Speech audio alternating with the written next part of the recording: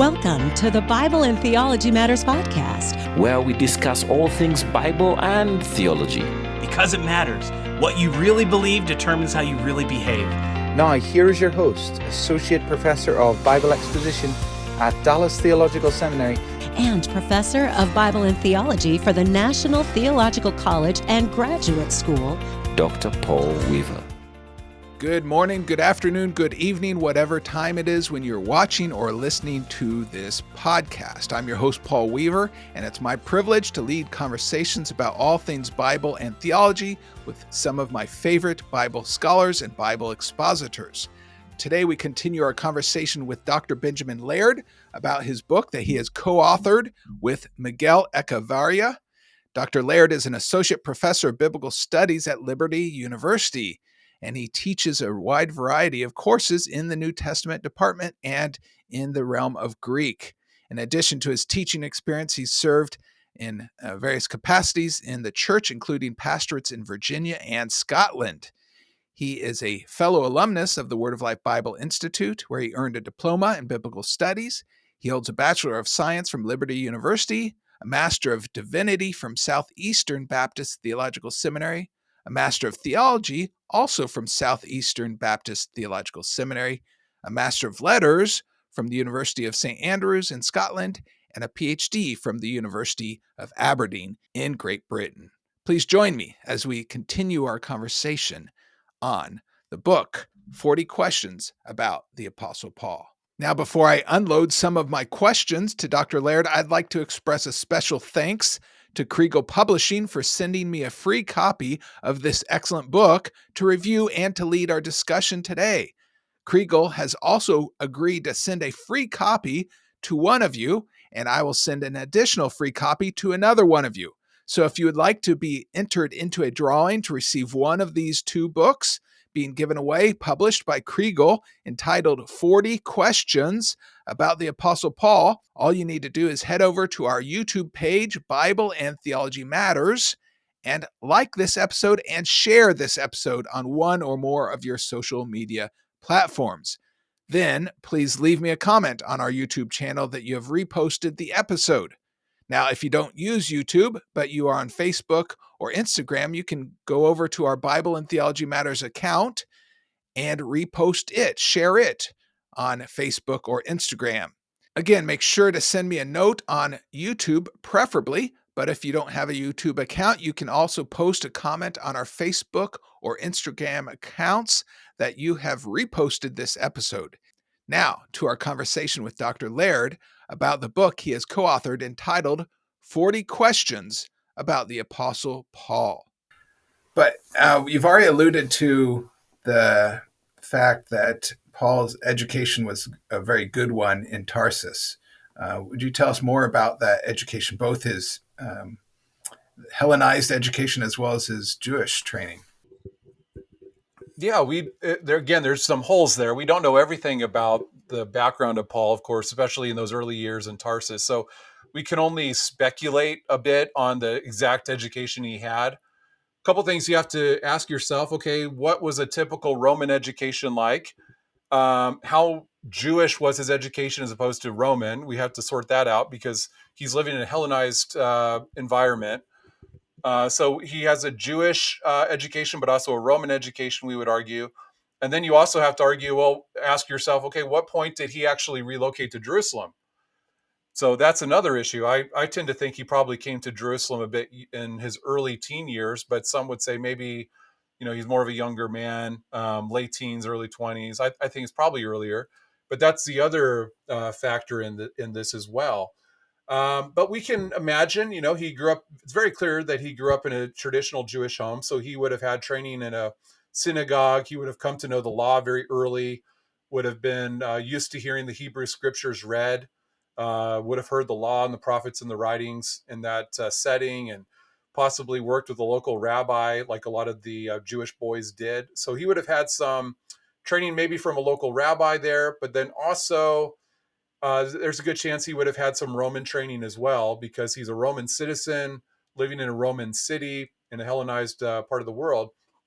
And then, of course, we can ask, well, what was emphasized in a typical Roman education?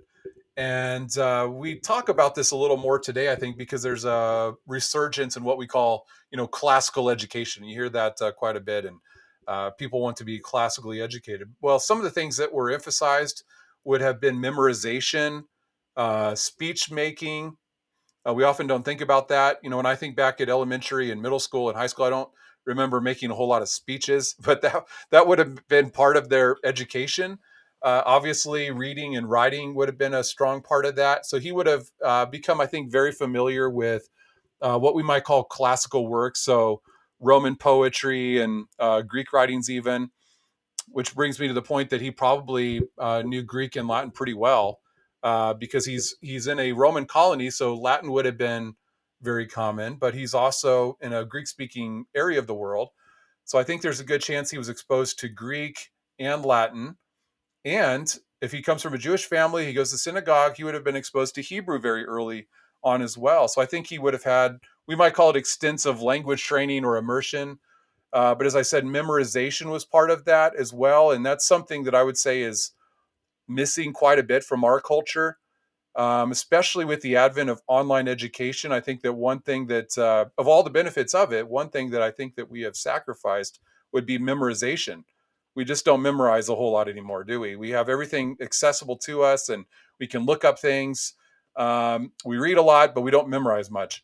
And that would have been part of Paul's growing up. One thing I do emphasize in the book, too, that I don't think a lot of people think about, and maybe this is just because of the way we grow up and enter our careers. We tend to think of school as something in the past. We do our education and then we go into our career. And so we might ask someone, okay, where did you do your training? Where did you go to seminary?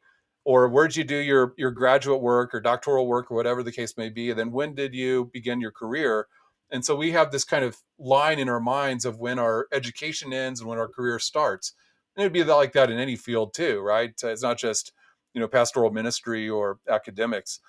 But for Paul, I think he was unique in that he constantly learned. I don't think he just ever, pushed off the button of learning. I think he continuously learned as he went. And one thing I bring up in the book is that for about a decade after his conversion, he's back in Tarsus. So even if it is the case that he left Tarsus fairly early, as I said, maybe as a young teenager for Jerusalem, he's going to go back there possibly in his 20s or so, and he's going to serve for a full decade before Barnabas comes up there and tells him to come to Antioch. So that would have been another 10 years as an adult that he would have been in Hellenized culture, around the Stoic philosophers that we mentioned a few minutes ago. And so I think Paul, throughout his life, wherever he went, he was intellectually curious and he was just taking it all in. And sometimes we don't live that way, but I think Paul serves as a good model for us. Wherever we travel, wherever we go, we want to learn about different cultures and why people do the things they do or think the way they think. And that's what Paul was constantly thinking about. Everywhere he goes, he's trying to take it all in and learn something about these cultures. And we see evidence for that. For example, when he goes to Athens and he's observing all the monuments and things like that. So Paul's education was something that I guess you could say he was a lifelong learner. That's probably how we would put it today. Dr. Laird, would you remind our listeners what Hellenization means? Yeah, so Hellenization would be the process of basically making a culture Greek. It's probably the simple way to put it. So this process starts really about 300-400 years before Paul. And you have Alexander the Great, who was from Macedonia, which is northern Greece. And he was the son of a king there. And he, of course, expands his kingdom all the way to the Indus River in India. And so everywhere he went, he conquered new territory. And then what he would do is he would settle different areas. He would establish these colonies, and they would be filled with military veterans and that type of thing. So these Greek colonies were popping up for hundreds of miles all around these defeated lands of Alexander. So all these colonies would bring Greek culture with them. So people would come from Greece. They would have a distinct clothing. They had their Greek gods they worshipped. More importantly, they had a Greek language. And so Greek culture was spreading all throughout this area that was conquered by Alexander. And that became actually the cause of really the greatest dispute in Judaism in the time leading up to the time of Jesus, because you actually have in what we call the Second Temple period, or at times we call it the intertestamental period. So the time of, say, First Maccabees, which is an apocryphal work, you have a great attempt to Hellenize the land of Israel, and we see that in many respects this was completed. They actually made great progress on this, because even in Jerusalem they were building Greek gymnasiums and other structures and that type of thing. So the Jews had to really make a decision here, and they were very split on this. There were some Jews uh, like Mattathias that we read about, who established this Maccabean revolt, this Maccabean family. He was of the persuasion that we just need to follow the law, the traditions. We need to eschew anything that seems to be Gentile. So any kind of Greek culture, clothing, food, language, all that, we need to distance ourselves from that and maintain our identity as Jews and our traditions and customs. Because ultimately, if we embrace Greek culture, then Greek religion is going to infiltrate into our society, and we're not going to be faithful to the law anymore. So that was his concern. Others had a very different persuasion. They thought, we can embrace Greek culture and still be Jews. But Hellenization was very advanced. If we can find, even in Jerusalem, as I said, a lot of evidence for this, even up in the land of Galilee, a lot of evidence that Hellenization had made its way there. So that's what we mean by Hellenization, just the advancement of Greek culture. Now, the Roman Empire is famous for its syncretism, taking the cultures of the lands in which they conquer and incorporating them into their own. Please explain. Yeah, so that's why we often refer to, some readers might, or listeners might wonder why we often say Greco-Roman. It's because the Romans take over all the territory that used to be part of Alexander's kingdom, but they basically adopt things from a lot of cultures, but they were very Greek in many ways. So much of Greek culture was just kind of taken in by the Romans as well. So Romans controlled everything politically, but Greek culture was still very common during this time period. And so we have no doubt that Tarsus was thoroughly Hellenized, correct? Yeah, definitely very Hellenized. And it's a very international city too. So it wasn't as populated as, somewhere like Corinth, but there's still going to be a large population there. So it's not just a village, it's a major city with a lot of traffic, a lot of travelers going in and out of there consistently. Now, that's very helpful. As we think of Paul, he was the apostle to the Gentiles. Being raised in Tarsus, he is entirely familiar with the culture of the Greco-Roman world. And as you mentioned, he would have been familiar with the teachings of the Epicurean and Stoic philosophers that he engaged with at Athens. And so there seems to be a clear reason that God chose Paul to be the apostle to the Gentiles. Now, concerning Gamaliel, tell us a little more about Gamaliel. This is an important figure regarding Paul, his influence. Please explain. Yeah, he was a very famous rabbi, first century, and he's only mentioned a couple times in Scripture. The most famous example would be the 5th chapter of Acts, right? Where there's this dispute over what we do about the disciples. And there was a contingency of those in the Sanhedrin who thought that we need to basically be very strict with the disciples and deal with them decisively. And so these would have been the individuals who thought they need to be beaten and intimidated, imprisoned, and publicly shamed and that type of thing. But Gamaliel had a different position. He's known for being a very wise, mature individual who has a very good head on his shoulders. And he makes the argument that if this movement is from God, we don't want to be standing in the way of it and trying to thwart it here, become an obstacle, because then we were actually getting in the way of God's work. But if it's not the work of God, then it's going to fizzle out naturally. So we don't need to be too worried about it anyway. And so you could say cooler heads prevailed, and the cooler head here would be Gamaliel. So he was known as being a very wise rabbi. The Apostle Paul is trained under him. So we know from Acts, Paul never refers to him by name in his own writings, but in Acts, it does refer to Paul as a student who was brought up under Gamaliel. So you can find that Acts 22. He mentions that he grew up under Gamaliel. And as I said, Paul probably meets him as a teenager. and would have spent some time learning from Gamaliel. And this is not just in a strict academic way, because in that setting, very much like the Greek philosophers, you're not just learning information from someone, you're learning how they view life, how they conduct themselves. You're patterning yourselves after the virtues that they demonstrate. And so being a disciple of someone was much more involved than maybe we think. So the Apostle Paul would have followed Gamaliel in a very broad sense. He's not just learning, how to exegete a text from him, but he's watching how he deals with people, how he interacts with the surrounding world, and what he thinks about the political forces of the day, all those different types of things. Paul is observing there. So Gamaliel was a very esteemed figure. He was a Pharisee. The majority of those in the Sanhedrin would have been Sadducees. So Gamaliel was a little different. He came from the other religious sect, but one of the most esteemed figures for sure in Judaism at that time. So Paul's mode of operation throughout his missionary journeys is to go right to the synagogue first. So he's using both his Jewish training under Gamaliel and also his understanding of the Greco-Roman world. He's very uniquely equipped to have this type of ministry, don't you think? Yeah, so his background definitely enabled him to reach out to different groups, and somewhere like Tarsus would have been a good kind of training ground for him, because, as we said, there was a strong Jewish population, but a lot of Romans and Greeks. And so when he goes to other cities like Corinth and Ephesus, he's going to run into the same kind of thing, where there's going to be a sizable Jewish population, but also a lot of Romans and Greeks. So he's interacting with the same types of people that he actually grew up with and had spent many years in the past around. In just a moment, we're going to continue the Bible and Theology Matters podcast. But first, our missions moment of the week.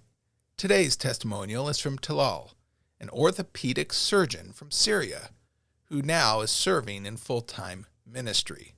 He's also a student at the National Theological College and Graduate School.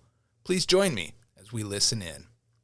My name is Talal Shammas from Syria. I am orthopedics surgeon. In 2011, the war started. The Lord put on my heart to be in the ministry full time. I needed to study theological studies, so the Lord opened this door, study with NTCGS. But during this time, the war intensified in Syria. We had to leave the city where we lived and we moved to Damascus. And in Damascus, a new ministry started in the church, and I was a presbyteros or an elder in this church. But with the help of the study of theology, my ministry in the church developed. Our ministry included house group Bible study, counseling, and I preached in the church. And we have created a center, we called it Bethany, a psychological support for the people who went through difficult circumstances. I want to give thanks to the faculty and staff of NTCGS for their toil of love for us. It's because their blessing of our lives, therefore we are able to minister in Syria. So thank you very much. The National Theological College and Graduate School is a strategically placed school with 3 campuses in the Middle East and 1 in East Africa. To learn more about how you can partner with NTCGS in equipping future leaders of the Church of Jesus Christ like Talal in Syria, Egypt, Jordan, and East Africa, please visit ntcgs.org. That's ntcgs.org. Now, let's return to our conversation. Dr. Laird, in another chapter, you addressed the question, why was Paul destroying the church? We've touched on this a little bit, but is there anything else that you would like to add to this conversation? Yeah, ultimately, he saw Christianity as a great threat to everything that he believed was central to Judaism. So if you think about the Jewish faith and kind of the key foundational characteristics of Judaism, what the main kind of pillars, so to speak, of the faith, you have monotheism, right? You have the law, and you have the covenants. You even have the land. That's another important kind of point of emphasis there. But monotheism, theologically, Christianity is going to be a big threat to that, because they're worshiping this Jesus as though he's a divine figure. And so for a lot of Jews, this is very problematic just because of the basic way that they understood the nature of God. Of course, Paul does not actually put aside monotheism when he becomes a believer. So he's greatly concerned, I would argue, before he becomes a believer, that Christianity somehow contradicted the great, Shema, there is just one God, right? Hear, O Israel, the Lord your God, the Lord is one. Once he became a believer, he didn't put aside monotheism and say, well, I guess I was wrong about that. There's actually two gods or three gods. He was just as monotheistic. He believed that just as strongly as he did before, but he came to a fuller understanding of the Godhead after his conversion. But initially, I think he would have been very much opposed to Christianity because of that theological problem in his view. And then you have the law, which is central to Judaism. And if you become a believer, then there might be the idea that Christianity is somehow opposed to the law, that it does away with the law, that it dismisses its importance. So to protect the law, then we need to distance ourselves from Jesus. If you accept Jesus, you're naturally then going to distance yourself from the law. I think that might have been a concern of Paul, like it was for many Jews at this time. But then also you have the great covenants, the Abrahamic covenant and the Davidic covenant, and they all were based on this coming figure who would pour out those blessings on descendants of Abraham. And so if you look to Jesus as the fulfillment of the covenants, then that's a problem, because Jesus clearly died at the hands of the Romans. So this is a false Messiah. I think this is the greatest reason why Paul would have been reluctant then to recognize Jesus. He's a false Messiah. And as he states a couple places in his writings, to the Greeks, this is foolishness. To the Jews, the gospel message is a stumbling block. And the Jews had a lot of different viewpoints on eschatology, just like we do today, but they all believed that God was going to fulfill these promises. And many of them seem to have been persuaded that there would be a particular agent who would come. We have Daniel, for example, and other passages where this figure is going to come and he's going to reign and rule and establish the kingdom. And so dying at the hands of the Romans was the last thing that someone in the first century would have thought the Messiah would do. So Jesus seemed to be a false Messiah. And if you have a false Messiah, then ultimately you have a false hope. And so it eradicated then the great hope of the prophets, and even to go back to the time of the patriarchs. So I think multiple reasons why Paul would have been opposed, but those would have been right at the heart of it. You have a theological reason for it, but then also he would have looked to Jesus as a false Messiah who leads to a false hope then. In another chapter of your book, Dr. Laird, you ask and answer the question about the Apostle Paul's missionary strategy. Please tell us more. Yeah, you alluded to a few minutes ago when Paul would go to a town, he would often go into the Jewish synagogue. So we can find that from Acts. That's one of the things most people will state first. If you ask them, okay, what did Paul do when he went to a new city? Well, he would go to the synagogue, and that's exactly right. So he would reach out to Jews first, and the natural place to do that would be the synagogue. And we find that he was often given opportunities then to share his faith, to open up the scriptures, and as a recognized, really rabbinic figure, he would have been given a lot of opportunities in the synagogue to share. So, for example, when he goes to Antioch, not Antioch of Syria, but Antioch of Pisidia, which is central Turkey, on the first missionary journey, he goes into the synagogue, and the synagogue ruler there says, hey, if you gentlemen have a word of exhortation, go right ahead, right? So he gets up and expounds on the Old Testament scriptures and points them to Jesus as the Messiah. So that would have been the first place he would have gone if he had opportunity. We find him doing that multiple places, Antioch, and when he goes to Thessalonica, he goes there 3 consecutive Sabbath days to the synagogue. That would have been a natural place for him to go, because not only did he have a close relationship with the Jews, because that was his own background, but theologically, you really don't have to start from ground zero, do you? I mean, if he starts with a Jewish audience, they already affirm monotheism. They already affirm the prophets as authoritative sources of revelation. They're anticipating the coming of a Messiah. They're anticipating these promises being fulfilled. So he was just pointing to Jesus as the figure that it all pointed to. And like he says in Romans 10, that Christ is the telos, he's the focal point or the end point of the law. So it all pointed to him.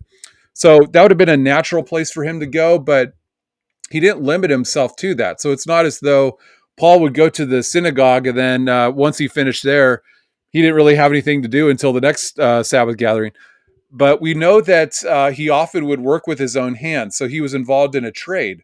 And I actually think this is very key to his success in many ways, especially when he tries to reach out to Gentiles who didn't know the gospel. So he was a tent maker. We often just say tent maker, but the occupation probably would have involved more than that.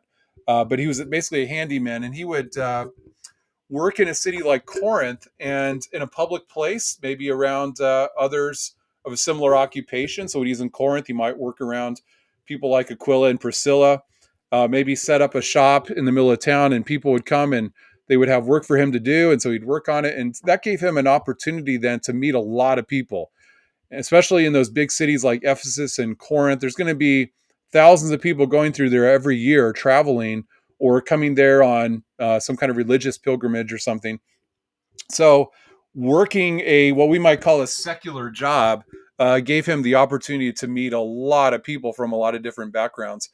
And then also we know that his practice was to stay in the homes of believers as well. So this is someone who is completely immersed in the culture that he went to. Day to day, he would have had multiple opportunities then to share his faith. Well, unfortunately, at the end of our conversation with Dr. Laird, we had some technical difficulties as we were discussing the end of the Apostle Paul's life. This can provide a bit of a teaser for you so that you go get your own copy of 40 Questions About the Apostle Paul, published by Kriegel Publishing Company.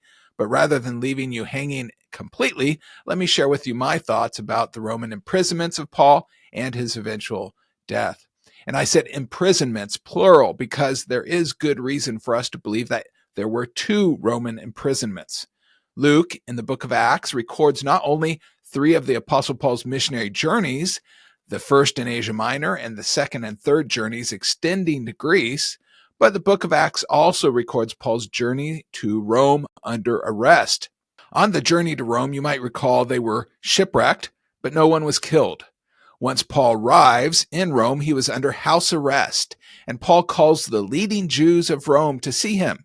These Jewish leaders are interested in this new sect that is spoken against everywhere, as they say. The text says large numbers came to him. Paul used the Old Testament, Pentateuch, and the prophetic books to persuade them that Jesus is the Messiah. This was from morning until evening, the entire day. The book of Acts then concludes.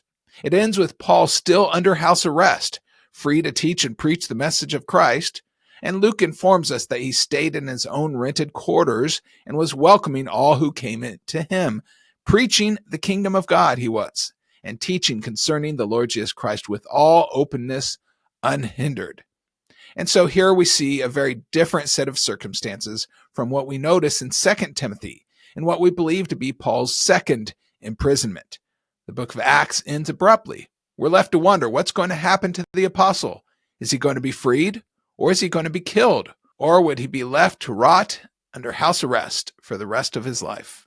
The apostle Paul apparently is released because when we compare and contrast what we see in the book of Acts versus what we read in 2 Timothy, it is apparent that there were indeed 2 Roman imprisonments. During Paul's first Roman imprisonment, recorded at the end of the book of Acts, Paul had many visitors come visit him and sit under his teaching. Onesimus, Philemon's runaway slave, probably came to faith in Christ under Paul's ministry at this time. All of these Jewish individuals are able to come and go, but by the time 2 Timothy is written, it's dangerous to visit Paul. It's dangerous to even be associated with Paul. Under the first Roman imprisonment, house arrest, Paul has many fellow workers with him. This is evident in the concluding words of the Apostle Paul in what we call the prison epistles, Ephesians, Philippians, Colossians, and Philemon. Paul mentions all of the individuals who are with him and sends their greetings. But at the end of 2 Timothy, it is apparent that it is a different Roman imprisonment, Paul's second Roman imprisonment, because Paul indicates that he is all alone, with the exception of Luke. In 2 Timothy, Paul also writes, Demas has departed from me because he loved the world too much. Yet, Demas is one of the co-workers mentioned in the prison epistles during Paul's first Roman imprisonment.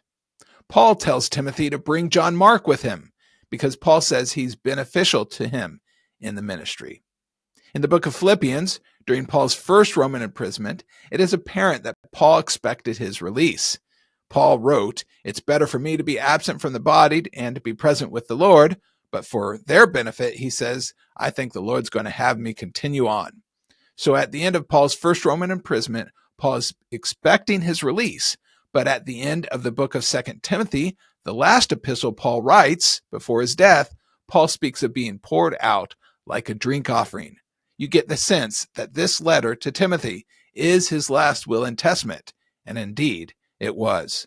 It is much more somber. He's seeking to minister to Timothy, his spiritual son in the faith. Paul tells Timothy to be willing to die for Christ because you will live with him. To be willing to endure persecution for him because you will reign with him. Paul's expecting his death, and he's encouraging Timothy to be willing to die for Christ as well. So we see two very different occasions described, one at the end of the book of Acts versus what's described in 2 Timothy.